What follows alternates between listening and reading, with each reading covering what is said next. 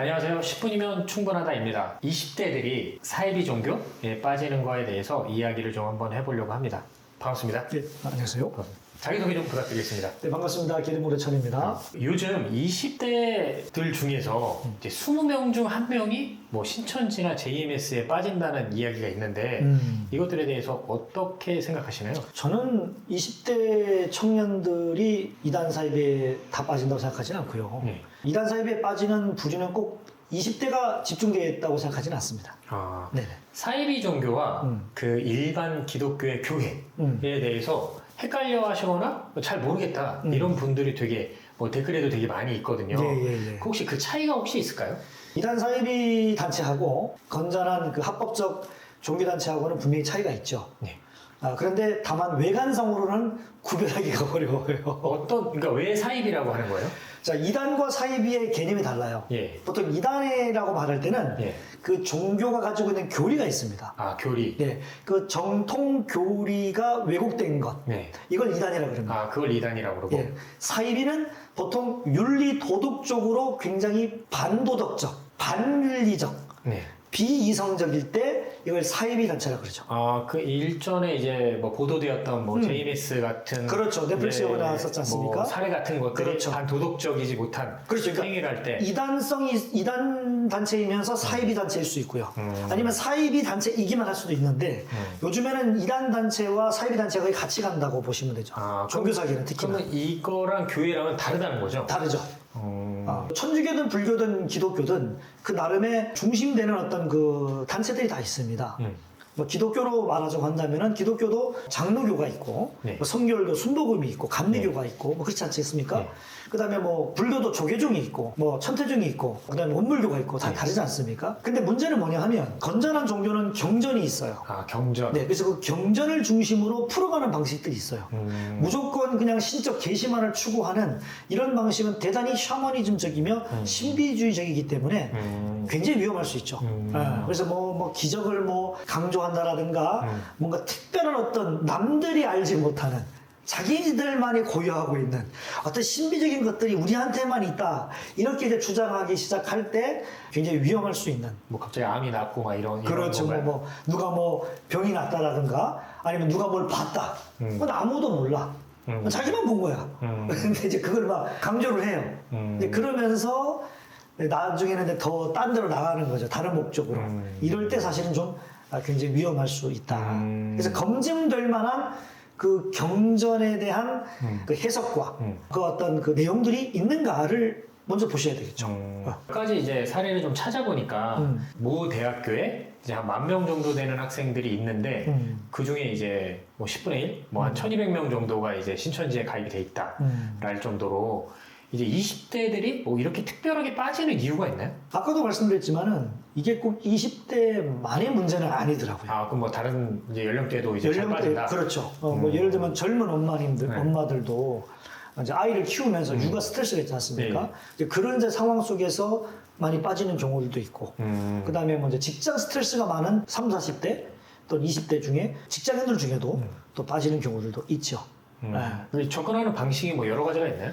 굉장히 많죠. 그 방법은 뭐 이루 말할 수 없을 만큼 다양한 방식들이 있어서 어느 것 하나하나만이다라고 딱 집을 수가 없더라고요. 굉장히 많은 방식으로 이제 이단 사이비에 빠질 수 있도록 뭐 쉽게 접근하는 뭐 거죠. 예시를 좀 들어주시면. 기본적으로 이제 신상털기, 신원조회죠. 개인정보. 그 개인정보를 결국에는 이제 빼내기 위해서 여러 가지 심리적인 심리 상담, 미술 상담, 어떤 뭐 설문지 같은 걸로 이제 그렇죠. 정보를 취득하는군요. 그렇죠. 그런 방식이든 아니면 이제 좀 친해져서 무슨 뭐 동아리에서 계속 친해지면서 전화번호나 그 사람의 가족의 가입 명부. 그렇죠. 그러면서 이제 가족의 어떤 스토리, 그 사람의 어떤 성장 배경을 다 취합하는 거죠. 그래가지고 이제 자기네들 이단 사이비 단체에다가 정보들을 넘겨서 그걸 가지고 어떻게 보면 이제 종교적 보이스피싱이죠. 뭐 되게 조직적인 시스템으로 돌아가는 거죠. 그렇죠, 그렇죠. 그래서 그 한 사람을 포섭하기 위해서 다양한 방식으로 접근할 수 있는 것이죠. 그러면 우리 뭐 20대든 이거 20대만이 아니니까 뭐 사이비 종교에 빠지지 않는 방법은 혹시 뭐가 있을까요?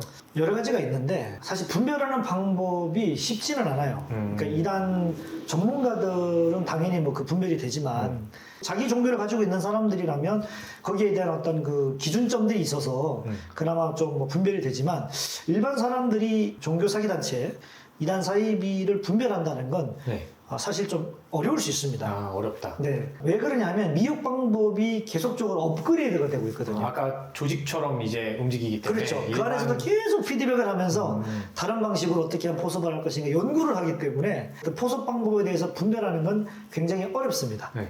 그럼에도 불구하고 저는 크게 세 가지를 제시하고 싶습니다. 첫 번째는 가족과 주변 지인들과 끊임없이 소통하세요. 아, 소통을 해야 된다. 네. 그러니까 내가 오늘 누구를 만났으면 누구를 만났다는 거에 대하여 가족들과 지인들이 두세 명 이상은 알고 있어야 돼요. 아, 왜 이게 뭐 소통이 안 되는 걸로 이제 포섭에 조금 더 쉬운 방법이 있는 건가요? 그렇죠. 왜냐하면 결국 이단 사이비 단체, 종교 사기 단체는 포섭을 할 때 은밀하게 하는 걸 중요하게 여깁니다. 그래서 이 사람을 포섭하기 위해서 주변 사람이 많이 몰라야 돼요. 그래서 끊임없이 은밀성을 강요하거든요. 아, 비밀성. 그렇죠. 이미 비밀성을 강조하기 때문에 가족들이나 지인들이 많이 알고 있으면 아무래도 위험성이 현격하게 줄어듭니다.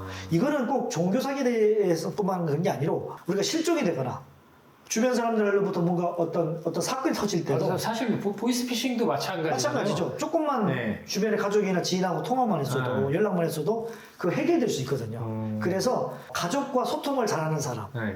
주변의 친구들이나 뭐 선후배와 소통을 잘하는 사람은 이단 사이비 단체가 접근을 하더라도 네. 주변에서 알려줘요. 아, 야, 그거 좀 위험할 것 같은데. 아, 좀 그거? 이상한 것 같다. 이상한 것 같다. 그러면 그걸 들으면 돼요. 근데 보통은 또 아니야. 자기 판단만 또 옳다고 생각해. 갑자기 그럴 때. 아, 그 이미 빠진 거네요. 이미 그러면? 빠진 거죠. 그래서 가족과 주변 지인들과 소통을 잘하셔야 돼요. 아, 그럼 두 번째는 뭔가요? 두 번째는 일단 여러분 각자 일상에 최선을 다하시면 됩니다. 학생이면 공부가 먼저고요. 직장인이면 돈 버는 게 먼저죠. 일하는 게 먼저죠. 그 다음에 뭐 육아하는 엄마들이면 육아하는 게 먼저예요. 이 종교사기 단체나 이단 사이비 단체에 빠질 때 그 사람들은 결국 뭘 얘기하는 거냐 하면 여러분이 현재 가지고 있는 그 학업 또 어떤 직장의 일 또는 어떤 가정의 살림 또는 어떤 육아 그거 먼저 하지 말라. 아, 그걸 다 포기하게 하는 거예요? 결국에는 처음에는 그게 중요하다 그러지만 그거보다 더 중요한 게 있다. 아. 이러면서 결국 자기네들의 단체, 자기네들의 어떤 그 교리 네. 이걸 더 강조시키죠. 아, 그걸 이제 공부하는데 시간을 더 많이 써야 된다? 그렇죠. 물질과 시간을 굉장히 투자하게 만들 수밖에 없습니다. 그렇기 때문에 두 번째는 자기 분야에 최선을 다해야 됩니다. 아. 이거를 만일에 못하게 만들거나 이걸 마치 상정시킨다면 의심해봐야죠. 그 마지막 세 번째는? 마지막 세 번째는 사실 뭐 쉬운 방식이긴 한데 누군가가 갑자기 너무 과도하게 나에게 친절을 베풀어요. 공짜로 주거나? 공짜로 막 줘. 무료로 뭐 해주는데 갑자기 막 친절을 막 베풀어. 그러면 일단 무조건 의심하셔야 돼요. 무조건. 이거는 종교 사기단체만이 아닙니다. 나르시시스트 같은 사람들에 대해서도 우리가 분별할 때도 나한테 너무 갑자기 막 애정을 막 쏟아내. 네. 너무 막 과도하게 사랑을 표현해. 친절을 베풀죠. 친절을 베풀어. 애정을 베풀어. 그러면 일단은 거리를 두셔야 돼요. 그러면 종교 사기 단체에 빠지는 일은 없을 겁니다. 그러면 종교에 관심이 있는데 그러면 이런 것들을 건전하게 이제 알아가는 방법은 뭐가 있을까요? 일단 우리가 대한민국에서 국가적으로 공인된 이제 종교들이 있지 않겠습니까? 뭐 기독교 또는 뭐 천주교, 그다음에 이제 불교. 네. 그 뭐 유교도 뭐 종교라고 하지만 유교는 뭐 종교라고 하는 사람들도 있고 뭐 아니라고 하는 사람들도 있고 뭐 그런 있습니다. 그러면 자신이 정말 종교를 찾고 싶으면 일단 경전이 있는 종교여야 하겠죠. 아, 경전이 있는 종교. 네. 경전이 뭐예요? 경전이라는 것은 뭐 쉽게 말하면 불교라면 이제 불경이 있고요. 뭐 천주교나 기독교는 이제 성경이 있지 않겠습니까? 근데 이슬람 종교는 이제 뭐 꾸란이라는 게 있긴 있는데 대한민국에서는 좀 이슬람에 대해서는 의견이 좀 이렇게 분분하기 때문에 네. 뭐 이슬람을 일단 좀 차치한다 하더라도 기독교나 뭐 불교나 천주교에 대해서 여러분이 그 경전을 잘 해석하고 그 경전에 대해서 해석들을 공유할 수 있는 그런 어떤 단체라면은 여러분이 한 번쯤 그 종교를 방문해 보셔도 되겠다. 그런 생각을 해봅니다. 그리고 한 군데만 가지 마시고 여러 군데를 다니시면서 주변의 가족들과 지인들에게도 물어보시는 것도 좋고 저희 영상에 또 여러분들이 댓글로 질문해 주셔도 됩니다. 아, 궁금하신 거나 뭐 내가 그렇죠. 좀 이런 것도 의심된다? 네네, 만일에 좀 댓글 남겨주시면 그렇죠. 뭐 이런 교회를 갔는데 이 교회가 정말 제대로 된 교회인가요? 뭐 만일에 문의를 해주신다면 최대한 최선을 다해서 한번 알아는 보도록 하겠습니다. 그럼 우리가 삶 속에서 뭐 신중하게 생각하고 우리가 알아보는 것이 되게 중요하다라고 그렇죠. 이제 생각이 들고요. 네네. 앞에 나온 이제 세 가지를 통해서 혹시 나에게 이단 사이비 같은 종교가 접근하고 있지 않는지 한번 진단해 보시면 좋을 것 같고요. 궁금하시면 또 댓글로 남겨주시면 저희가 친절하게 또 알아봐드리고 답변을 드리도록 하겠습니다. 혹시 마지막으로 혹시 하고 싶은 이야기 있으실까요? 사람은 혼자 살 수가 없죠. 아, 그렇죠. 인간은 누구나 원초적인 외로움과 두려움을 가지고 있는 존재입니다. 그래서 종교는 인간의 존재와 별개일 수 없다는 점을 한번 생각해 보시면 될 것 같습니다. 혹시 오늘 영상이 공감이 되신다면 다른 사람들한테 전달해 주시면 좋을 것 같고요. 구독, 알람, 좋아요 설정해 주시면 조금 더 빠르게 저희 영상을 보실 수 있을 것 같습니다. 바쁘신데도 이렇게 시간 내주셔서 감사하고요. 다음에 또 한번 같이 또 이야기를 나누도록 하겠습니다. 네, 감사합니다. 감사합니다.